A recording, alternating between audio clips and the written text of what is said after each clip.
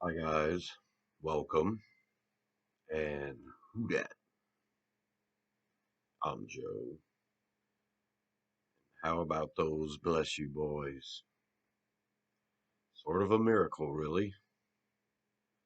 But we went into Atlanta and we won our season opener 27-26.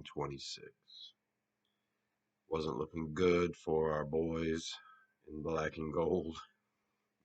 The first three quarters were pretty frustrating. As a matter of fact, as poorly as they played, I had just chalked it up to if we come back and win, that's fine, but we've got a lot of work to do if we're going to be competitive in this league, especially since no one gave Atlanta a chance.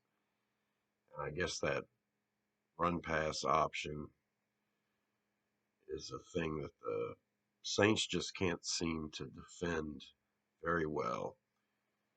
I think we did better against Atlanta than we have in the last couple of years against, say, Philadelphia. But Atlanta looked like some world beaters, especially rushing the ball on the ground. We allowed over 200 rushing yards, and that's not going to cut it. But it's not a typical offense. We are vulnerable to it, and we are going to play a ton of mobile quarterbacks this year. Kyler Murray and Lamar Jackson. Got to go after Mariota again. It's not going to be easy, but this weekend we get the Tampa Bay Buccaneers, and Tom Brady is anti-mobile, so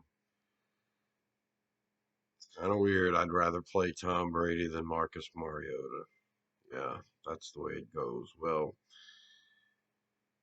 we had a strong fourth quarter, 17 points. That's what won the game for us. Our defense held when it had to at the end, and so good job overall by the Saints when it mattered. They made the plays. The first three quarters, your hero was Taysom Hill running the ball from the quarterback position, which is something we thought we might see the Saints do. And yeah, they had success with it. Hill ends up with 81 rushing yards. And as a team, we got about 150 rushing yards total. Not bad. Jameis Winston was 23 of 34, 269 yards and two touchdowns. Both those touchdowns going to Michael Thomas. Welcome back. Can't guard Mike. Not in the end zone. Not on those throws. If he's going to catch the way he caught those balls, I mean, good luck the rest of the year for anyone that's got to match up against Thomas. He is back. But I think most impressive from the receiving core was Juice Landry. 7 catches, 114 yards.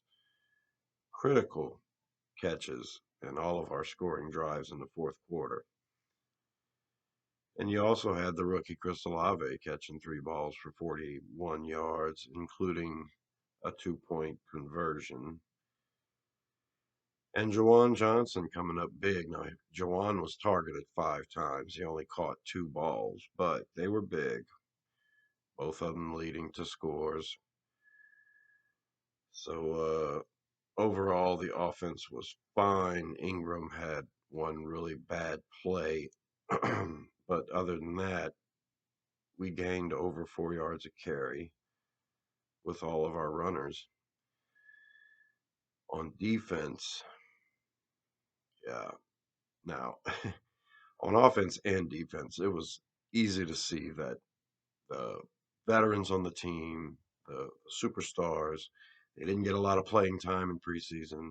A lot of them missed a lot of time during training camp and practices. So I think that showed up in this game quite a bit, where you had our starting offense and our starting defense out there, and a lot of these guys just hadn't played a lot.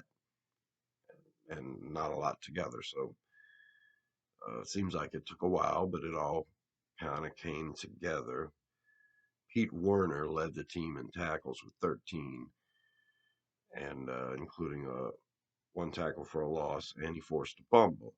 Pete Werner hadn't even really practiced, much less participated in preseason, much less anything. I mean, this is like the first sign of what kind of player he's going to be this year, and not bad. Marcus May missed some time with injury, and he ended up with 9 tackles and a forced fumble. Cam Jordan had 7 total tackles. So did Matthew, who seemed to grade pretty good in this game. Matthew got ran over a few times by that big Cordell Patterson dude, but overall, Matthew had an outstanding game. He recovered one of the forced fumbles.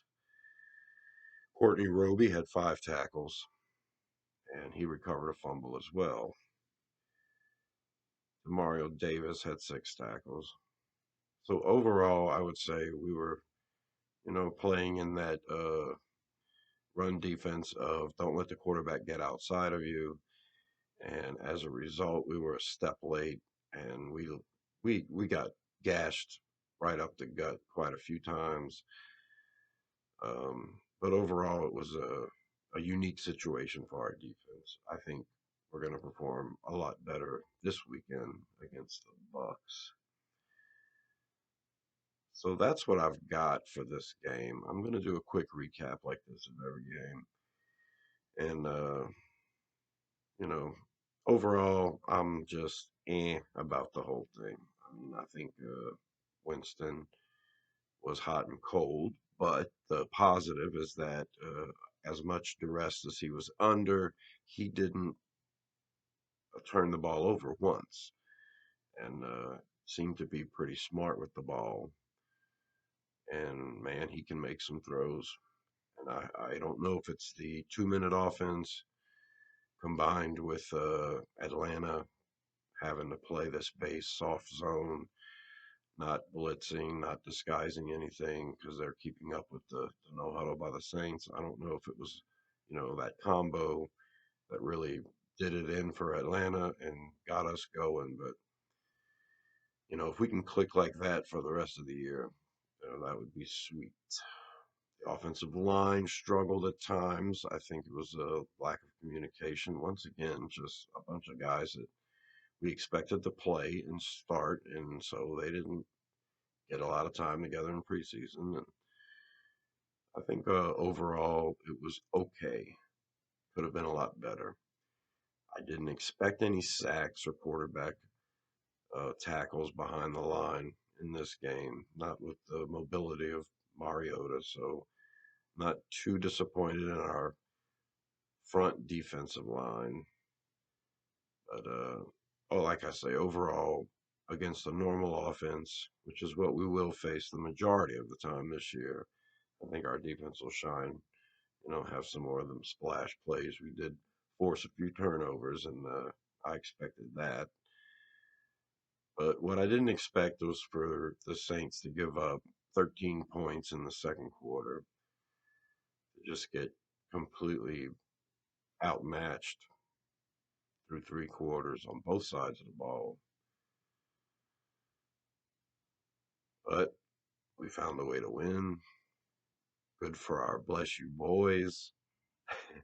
And here's to hoping and praying that even in a game where we look pretty bad, we still win, especially on the road against our nemesis. So, who dat? I'm Joe. Subscribe to Rosenfield 10 for more videos like this. And stay tuned this week for the preview of the upcoming game. Until then, who dat?